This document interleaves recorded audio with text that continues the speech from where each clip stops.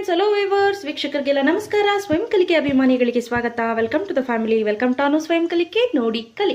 ಇವತ್ತಿನ ದಿನ ಸಿಂಪಲ್ ಆಗಿ ಒಂದು ಇಂಟ್ರೆಸ್ಟಿಂಗ್ ಮತ್ತೆ ಸ್ಪೆಷಲ್ ರೆಸಿಪಿ ಹೇಳ್ಕೊಡ್ತೀನಿ.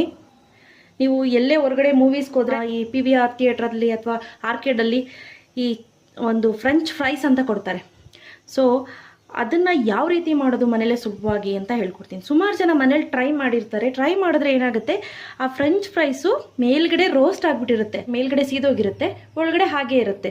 ಸೊ ಪರ್ಫೆಕ್ಟ್ ಫ್ರೆಂಚ್ ಫ್ರೈಸ್ ಅಂದರೆ ಹೇಗಿರಬೇಕು ಅಂದರೆ, ಮೇಲ್ಗಡೆ ಲೈಟಾಗಿ ಗೋಲ್ಡನ್ ಬ್ರೌನ್ ಅಥವಾ ಕ್ರೀಮ್ ಬ್ರೌನ್ ಅಂತ ಏನು ಹೇಳ್ತೀವಿ ಆ ಕಲರ್ ಬಂದಿರಬೇಕು, ಒಳಗಡೆ ಸ್ಮೂತ್ ಆಗಿರಬೇಕು. ಸೊ ಅದು ಪರ್ಫೆಕ್ಟು ಮತ್ತು ಕರೆಕ್ಟಾಗಿರುವಂಥ ಫ್ರೆಂಚ್ ಫ್ರೈಸ್. ಬನ್ನಿ ಅದಕ್ಕೆ ಯಾವ ರೀತಿ ಮಾಡೋದು ಏನೇನು ಅಂತ ಹೇಳ್ಕೊಡ್ತೀನಿ. ಫ್ರೆಂಡ್ಸ್, ನಾನು ಇಲ್ಲಿ ಯಾವುದೇ ವಸ್ತುಗಳನ್ನ ಇಟ್ಕೊಂಡಿಲ್ಲ, ಡೈರೆಕ್ಟು ನಾನು ಡೆಮಾನ್ಸ್ಟ್ರೇಷನ್ ಮಾಡ್ತಾ ಹೋಗ್ತೀನಿ, ನೋಡ್ಕೊಳ್ಳಿ.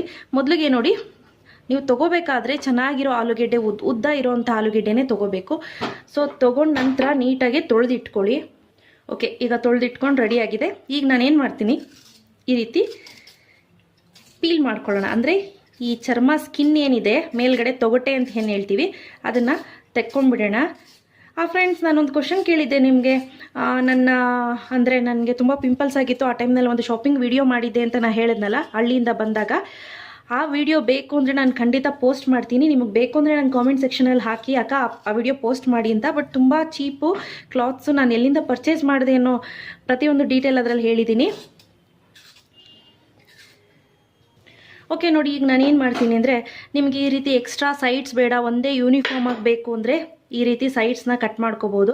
ಇಲ್ಲ ನನಗೆ ಪರವಾಗಿಲ್ಲ ಇದನ್ನು ಯೂಸ್ ಮಾಡ್ತೀನಿ ಅಂದರೆ ತೊಂದರೆ ಇಲ್ಲ, ಹೇಗೋದ್ರೂ ಹೊಟ್ಟೆಗೆ ಹೋಗೋದು ಅಂದರೆ ಹಾಕ್ಕೊಳ್ಳಿ. ಫ್ರೆಂಡ್ಸ್, ಒಂದು ಮಾತ್ರ ಹೇಳ್ತೀನಿ, ಆದಷ್ಟು ಊಟನ ವೇಸ್ಟ್ ಮಾಡಬೇಡಿ ಅಂತ ಮಾತ್ರ ನಾನು ಹೇಳ್ತೀನಿ. ನೋಡಿ, ಈ ಸೈಜ್ ಇದ್ದರೆ ಐ ಥಿಂಕ್ ನಿಮಗೆ ಕಾಣಿಸ್ತಿದೆ ಅಂತ ಅಂದ್ಕೊಳ್ತೀನಿ. ಈಗ ನೋಡಿ, ಹೀಗಿಟ್ಕೊಂಡು ಜಸ್ಟ್ ಸಾಕು, ಇಷ್ಟುದ್ದ ನೀವು ಕಟ್ ಮಾಡಿಕೊಂಡ್ರೆ ಸಾಕಾಗತ್ತೆ ಕರೆಕ್ಟಾಗಿ.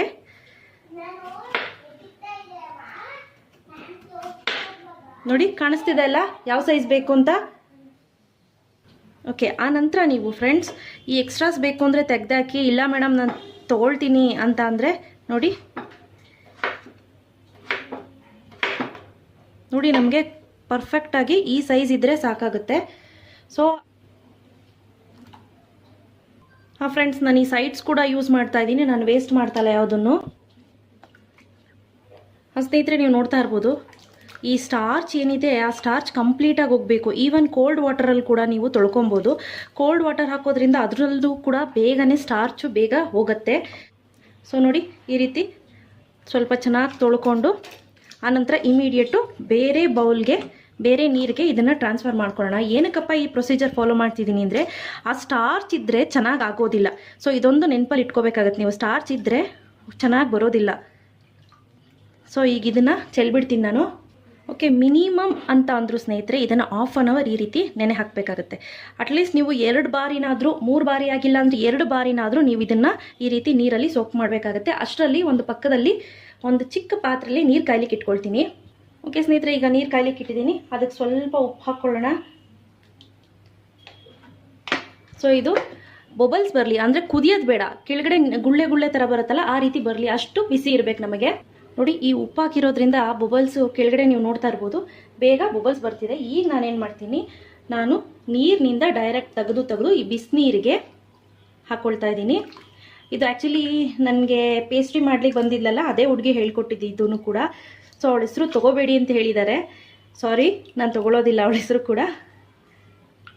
ಓಕೆ, ಈಗಿದು ನಮಗೆ ಬೇಯೋದು ಬೇಡ, ಜಸ್ಟ್ ಒಂದು 5 ಮಿನಿಟ್ಸ್ ಅಷ್ಟು ಆದರೆ ಸಾಕು. ಈ ಬಿಸಿಗೆ ಈ ಮೇಲ್ಗಡೆ ಪೊಟ್ಯಾಟೊ ಏನಿದೆ ಅದು ಸ್ವಲ್ಪ ಮೆತ್ತಗಾಗಬೇಕು. ಫ್ರೆಂಡ್ಸ್, ನಾನು ಸ್ಟವ್ ಆಫ್ ಮಾಡಿಲ್ಲ, 5 ನಿಮಿಷಗಳ ಕಾಲ ಮಾತ್ರ ಈ ರೀತಿ ಒಂದು ಲಿಡ್ ಕ್ಲೋಸ್ ಮಾಡ್ಕೊಳ್ಳಿ. 5 ಮಿನಿಟ್ಸ್ ಸಾಕು. ಓಕೆ ಸ್ನೇಹಿತರೆ, ನೀವು ನೋಡ್ತಾ ಇರ್ಬೋದು, ಚೆನ್ನಾಗಿ ನೊರೆ ಬಂದಿತ್ತು. ಈ ನೊರೆ ಏನಿದೆ, ಈ ನೊರೆ ಕಂಪ್ಲೀಟಾಗಿ ತೆಗೆದುಬಿಡಬೇಕು ನಾವು. ಈ ನೊರೆಯಿಂದಾನೇ ನಮಗೆ ಈ ಚಿಪ್ಸ್ ಏನಿದೆ ಅದು ಒಂಥರ ಚೆನ್ನಾಗಿ ಬರೋದಿಲ್ಲ. ಸೊ ನೋಡಿ, ನೀವು ಈ ಥರ ಒಂದು ಫಿಂಗರ್ನ ಅಥವಾ ಉಗ್ರನ್ನ ಈ ರೀತಿ ಹಾಕಿದ್ರೆ ಒಳಗಡೆ ಹೋಗ್ಬೇಕು ಸಲೀಸಾಗಿ. ಸೊ ಇಷ್ಟು ಕನ್ಸಿಸ್ಟೆನ್ಸಿಲಿದ್ರೆ ಸಾಕು. ಈಗ ಸ್ನೇಹಿತರೆ, ನಾನು ಏನು ಮಾಡ್ತೀನಿ, ಈ ಬಿಸಿ ಚಿಪ್ಸ್ದು ಏನಿದೆ ಆಲೂಗೆಡ್ಡೆ, ನಾವು ಸ್ವಲ್ಪ 5 ನಿಮಿಷಗಳ ಕಾಲ ಬೇಯಿಸ್ಕೊಂಡಿರೋದು, ಅದು ಮೀಡಿಯಮ್ ಮತ್ತು ಲೋ ಫ್ಲೇಮಲ್ಲಿ ನಡುವೆ ಇಟ್ಕೊಂಡು ಬೇಯಿಸಿರೋದು, ಅದನ್ನು ಈ ತಣ್ಣೀರಿಗೆ ಹಾಕ್ಕೊಳ್ತಾ ಇದ್ದೀನಿ.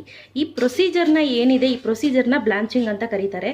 ಸೊ ಬ್ಲಾಂಚ್ ಮಾಡೋದು ಅಂತ ಕೂಡ ಹೇಳ್ತಾರೆ. ಈ ರೀತಿ ಮಾಡೋದು ಈ ಫ್ರೆಂಚ್ ಫ್ರೈಸ್ ಏನಿದೆ ಅದು ತುಂಬ ಚೆನ್ನಾಗಿ ತುಂಬ ಸ್ಮೂತಾಗಿರುತ್ತೆ, ಹೊರಗಡೆಯಿಂದ ಹಾರ್ಡ್ ಆಗಿರುತ್ತೆ, ಒಳಗಡೆಯಿಂದ ತುಂಬ ಸ್ಮೂತಾಗಿರುತ್ತೆ.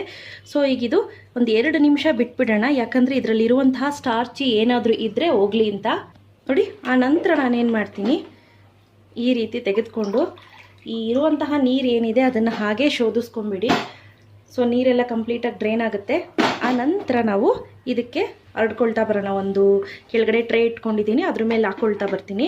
ನೀರಿನ ಅಂಶ ಕಂಪ್ಲೀಟಾಗಿ ಹೀರೋ ತನಕ. ಸೊ ಇದೀಗಲೇ ಒಣಕೊಳ್ಳಿ, ಹಾರ್ಕೊಳ್ಳಿ ಅಂತಲೂ ಹೇಳ್ಬೋದು.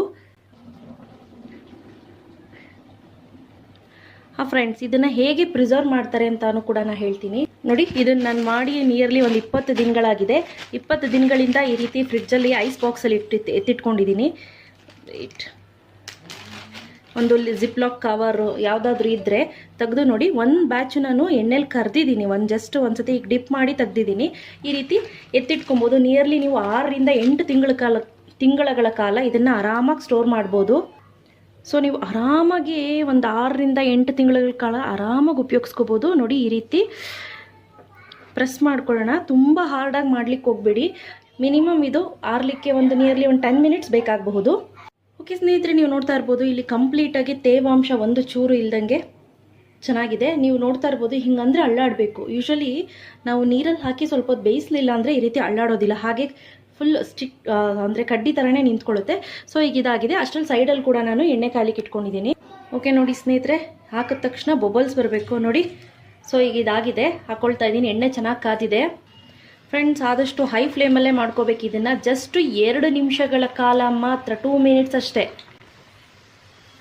ಫ್ರೆಂಡ್ಸ್, ಸ್ಟಾರ್ಟಿಂಗಲ್ಲಿ ನೀವು ಕೈಯೆಲ್ಲ ಹಾಕ್ಲಿಕ್ಕೆ ಹೋಗ್ಬಿಡಿ, ಕಚ್ಕೊಳ್ಳೋದು ಇಲ್ಲ ಫ್ರೆಂಡ್ಸ್. ಯಾವುದೇ ರೀತಿ ಭಯ ಪಡೋಕ್ಕೆ ಹೋಗ್ಬೇಡಿ, ಆರಾಮಾಗಿ ಸಲೀಸಾಗಿ ಬರುತ್ತಿದ್ದು.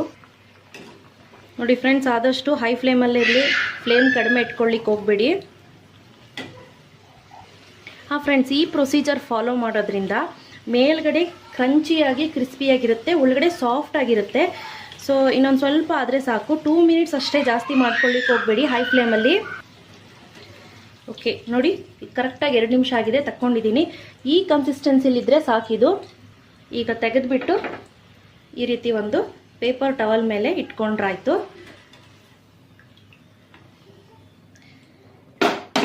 ಇದೇ ರೀತಿ ಹೈ ಫ್ಲೇಮಲ್ಲೇ ಒಂದು 2 ನಿಮಿಷ ಆಗಲಿ. ಆನಂತರ ಮತ್ತೆ ನಾವು ಹಾಕ್ಕೊಳ್ಳೋಣ ಉಳಿದಿರೋವಂಥದ್ದನ್ನ. ಓಕೆ ನೋಡಿ ಸ್ನೇಹಿತರೆ, ಸೆಕೆಂಡ್ ಬ್ಯಾಚ್ ಕೂಡ ರೆಡಿಯಾಗಿದೆ. ಈಗ ನೋಡಿ, ಇದನ್ನು ಕೂಡ ಟ್ರಾನ್ಸ್ಫರ್ ಮಾಡ್ಕೊಳ್ತಾ ಇದ್ದೀನಿ. ಸ್ನೇಹಿತರೆ, ಮಕ್ಕಳು ಕಿರ್ಚಾಡ್ತಿದ್ದಾರೆ, ಸಾರಿ ಫಾರ್ ದಟ್.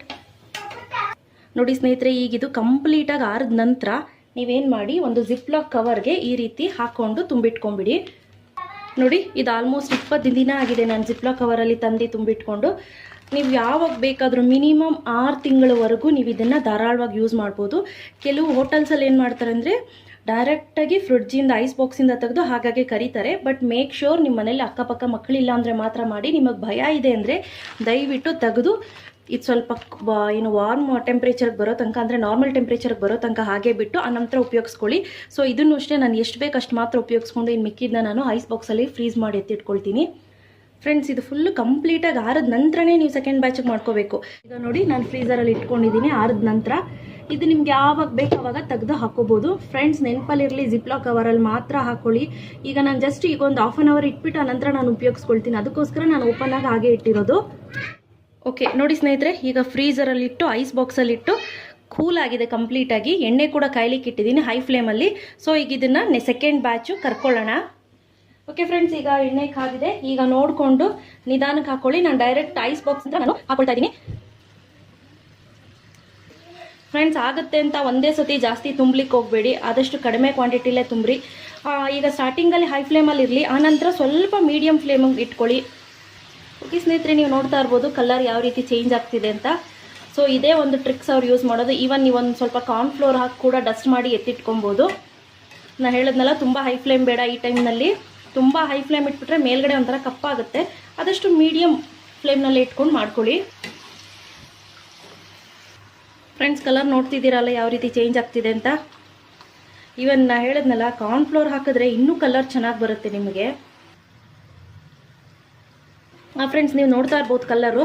ಇಷ್ಟು ಕಲರ್ ಆದರೆ ಸಾಕು, ಇನ್ನೂ ಜಾಸ್ತಿ ಮಾಡ್ಕೊಳ್ಳಿಕ್ಕೆ ಹೋಗ್ಬಿಡಿ. ನನ್ನ ಪರ್ಸ್ನಲ್ ಒಪಿನಿಯನ್ ಇಷ್ಟೇ ಸಾಕು.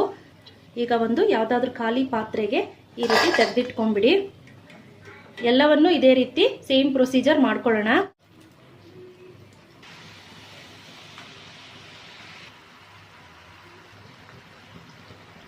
ಫ್ರೆಂಡ್ಸ್, ನಾನು ಈ ಬ್ಯಾಚ್ ಇನ್ನೊಂದು ಸ್ವಲ್ಪ ರೋಸ್ಟ್ ಮಾಡಿ ತೋರಿಸ್ತೀನಿ, ಅದು ಕೂಡ ತೋರಿಸ್ತೀನಿ ನಿಮಗೆ. ಈಗ ಫ್ರೆಂಚ್ ಫ್ರೈಸ್ ರೆಡಿಯಾಗಿದೆ.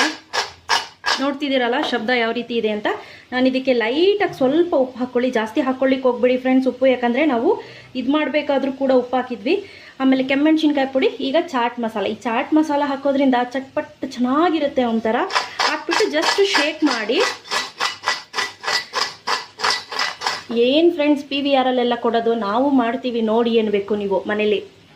ಓಕೆ ಫ್ರೆಂಡ್ಸ್, ನೀವು ನೋಡ್ತಿರ್ಬೋದು ಯಾವ ರೀತಿ ಇದೆ ಅಂತ. ಕಲರ್ ಟೆಕ್ಸ್ಚರ್ ಎಲ್ಲ ಕೂಡ ನೋಡಿ, ಹೊರಗಡೆಯಿಂದ ಫುಲ್ಲು ಕ್ರಿಸ್ಪಿಯಾಗಿದೆ, ಒಳಗಡೆಯಿಂದ ನೋಡಿ ಜ್ಯೂಸಿಯಾಗಿದೆ. ಗೊತ್ತಾಗ್ತಿದೆಲ್ಲ, ಪ್ರೆಸ್ ಮಾಡಿದ್ರೆ ಬರ್ತಿದೆ ಅದು, ಗೊತ್ತಾಗ್ತಿದೆಲ್ಲ ಎಷ್ಟು ಸಾಫ್ಟಾಗಿ ಎಷ್ಟು ಕ್ರಿಸ್ಪಿಯಾಗಿದೆ ಅಂತ ನೋಡಿ.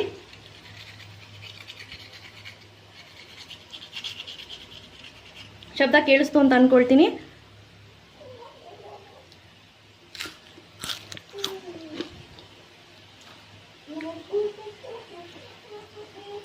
ಸೂಪರ್ ಸೂಪರ್ ಅಂದರೆ ಅಷ್ಟು ಚೆನ್ನಾಗಿದೆ. ಟ್ರಸ್ಟ್ ಮೀ, ಆಗಿದೆ.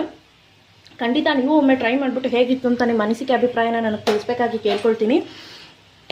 ಸೊ ನೋಡಿದ್ರಿ ಅಲ್ವಾ ಫ್ರೆಂಚ್ ಫ್ರೈಸ್ ಯಾವ ರೀತಿ ಮಾಡೋದು ಅಂತ. ಇಷ್ಟ ಇವತ್ತಿನ ರೆಸಿಪಿ ಇವತ್ತು ನಾನು ಮಾಡಿದ್ದು. ಇಷ್ಟ ಆಯಿತು ಅಂದರೆ ಲೈಕ್ ಬಟನ್ ಹಿಟ್ ಮಾಡಿ, ಇನ್ನೂ ಇಷ್ಟ ಆಯಿತು ಅಂದರೆ ಶೇರ್ ಮಾಡಿ. ಗೊತ್ತಲ್ವ ನನ್ನ ಚಾನಲ್ ಹೆಸರು ಅನು ಸ್ವಯಂ ಕಲಿಕೆ, ನೋಡಿ ಕಲಿ. ಮತ್ತಷ್ಟು ಈಸಿ ಮತ್ತು ಇಂಟ್ರೆಸ್ಟಿಂಗ್ ರೆಸಿಪಿಗಾಗಿ ಅನು ಸ್ವಯಂ ಕಲಿಕೆ ಚಾನಲ್ನ ಸಬ್ಸ್ಕ್ರೈಬ್ ಆಗೋದು ಮರಿಬಾರ್ದು. ಗೊತ್ತಲ್ಲ ನನ್ನ ಚಾನಲ್ ಹೆಸರು. ಟಿಲ್ ದೆನ್ ಟೇಕ್ ಕೇರ್, ಬಾಯ್.